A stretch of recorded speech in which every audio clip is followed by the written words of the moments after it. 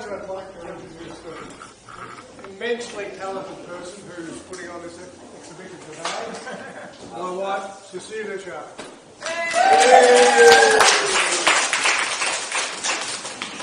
Not biased at all. Well, I just have to thank you all for coming. Join me in this beautiful leafy abode.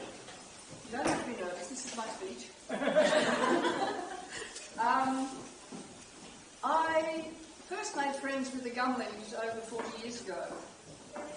I was stuffing them into old stockings, throwing them into a pot of boiling water, together with some skeins of hand-spun wool, and then fishing them out beautiful colours. It was always amazing then, but I went on to do other things. I meandered through calligraphy and lettering art, bookbinding, paper making, print making, and a few years ago I tripped over a woman called Jean Carmen in Kilsyth who was writing a book on dye making with Australian eucalypts. And then again, more recently, India Flint put out a book. But this time, instead of just the dye making, it was direct prints on silk or felt. And I saw the images of the leaves themselves plus the colour. And that was something new and exciting. So I thought, well, paper is what I'm most comfortable with. Perhaps I can try it on paper. So off I went. I think the first introduction was through the Paper Makers of Victoria. They had a workshop, and we had leaves intertwined in folded paper concertina books, and squashed between two tiles, bulldog clips in the pot, out the pot. What have we got? Oh, that's pretty. That sort of thing. And that was good for a while, but I wanted something more specific. So I thought, no, back to the eucalypts. And I remembered which ones used to give me the good colours, so I started to pursue those and actually found that I had many of those growing in my own garden. And so I began, and for the first time in my life I think I began doing something in an organised fashion. So what I was doing then, I was picking the leaves and cutting up heavy watercolour paper.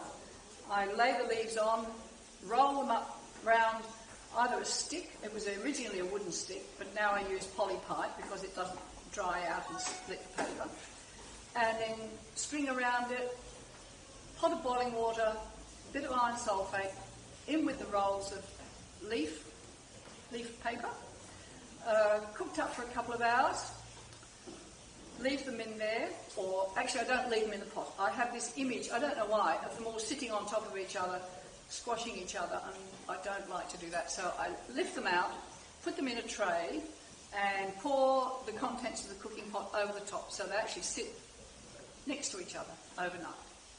And then in the morning, I unwrap them all, take the leaves off, and wait and see what's there. Sometimes it's really exciting and good, and sometimes it's quite demoralising, and you think, oh, God, what did I do wrong there? Dirty grey prints, maybe.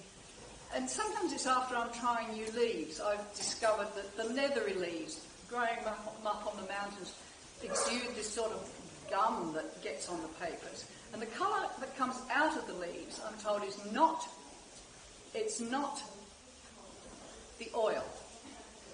It's something that's, I think, something to do with flavonoids, which I don't understand at all. I have no idea.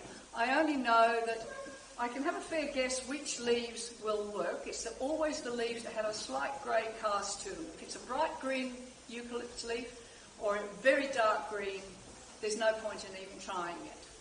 So what I was doing then was, as I started, I would take the leaves out, dry them, which takes several days if I want to dry them flat.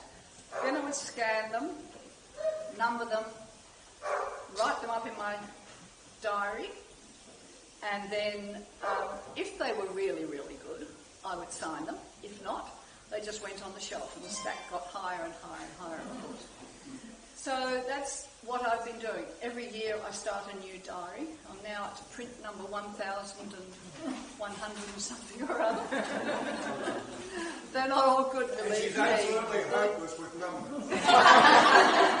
Well, it does have a something or other on the end. I can't tell you exactly what it is. So anyway, one of the joyful parts of taking the prints out of the water is to hold them up to the light. And when the sun's shining through the window, or when it's a particularly bright day, I was noticing that the oranges and the yellows especially, they had this wonderful luminosity. Is that the right word? Yeah. Okay. Well done. And I thought, what a shame, because as soon as you put it onto a backing sheet, you lose that.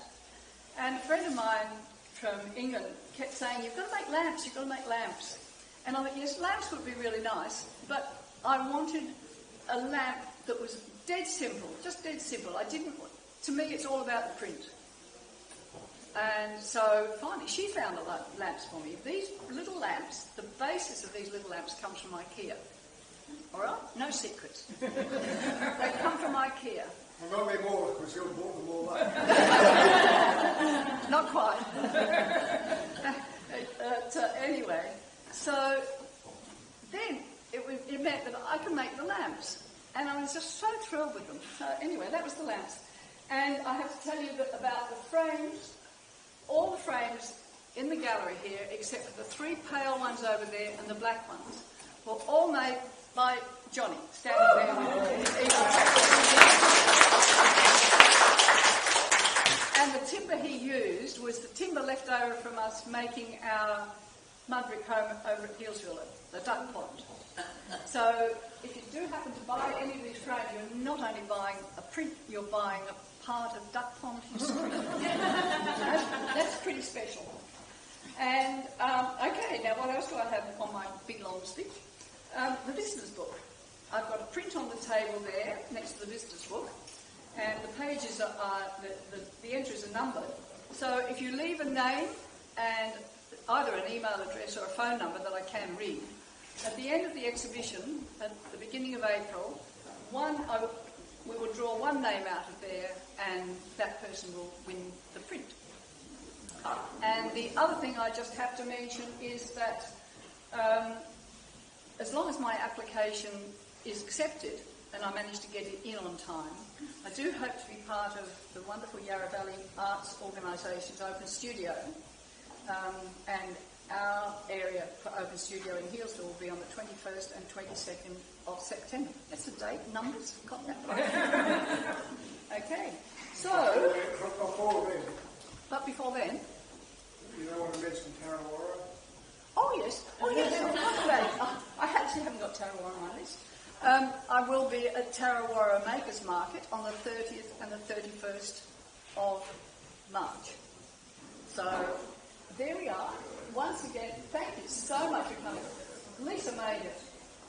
And found a post for the dog. Wonderful. Are you wearing one of your tops that you're wearing? I am wearing a top made from exactly those dimensions. Did you make it? I did. And that's why these are hanging on the wall, because I hate sewing. And people say, "Isn't that, I love your shirt." So these 2 panels either side of the felt are do-it-yourself shirts, and the directions are on the door with a photo of that shirt. Right. So once again, thank you so much. I'm just overwhelmed by the number of people that actually came. I hope someone turns up. I'll do. You have got some friends, Cecilia, it's all right. I do have a few friends. Okay, well, thank you very much once again, and please polish off all the sandwiches. There are more, we'll need to get them out. We need to get out. Give us a couple of minutes to put some more stuff. Yeah.